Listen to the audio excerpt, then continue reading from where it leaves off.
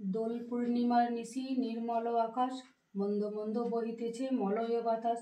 লক্ষ্মী মারে লয়ে সাথে দেবনারায়ণ, মলয় পর্বতে বসি করে আলাপন।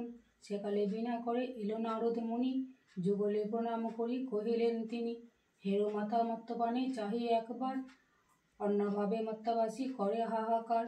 বলো মাতা প্রকাশিয়া কি পাপের ফলে, অবনীশী নর নারী সদা দেখি জলে। হেন বাণী শুনি লক্ষ্মী দুঃখিত অন্তরে, কহিলেন ধীরে ধীরে ক্ষুণ্ণমণি বরে, আমার সমান নারী সেজে পাঠালাম মর্তে, আমারে ভুলিয়া তারা মজে মোহ গর্তে।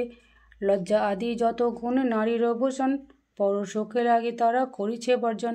স্বামীরে করয়ে হেলা না শুনে কতন, গৃহ ছাড়ি তন যথা তথা করয়ে গমন। প্রতি গৃহ এই রূপ পাপের আগার, অচলা হইয়া বল থাকে কি প্রকার। লক্ষ্মীবাণী শুনি মুনি কহিলেন ক্ষুণ্ণ মনে, কেমনে প্রসন্না মাগ হবে নারীগণে, কেমনে পাইবে নর তব পদ ছায়া। ওগো দয়াময়ী তুমি না করিলে দয়া, মুনির বাক্যে লক্ষ্মীর দয়া উপজিল, মধুর বচনে তারে বিদায় কইল। নর নারী দুঃখ আমি করিব মোচন, দেহ মোরে উপদেশ তুমি নারায়ণ। শুনিয়া লক্ষ্মীর বাণী কহে লক্ষ্মীপতি, কি হেতু তোরা প্রিয়ে স্থির কর মতি। মন দিয়া শোনো প্রিয়ে আমার বচন, মর্তলোকে লক্ষ্মীব্রত কর প্রচারণ।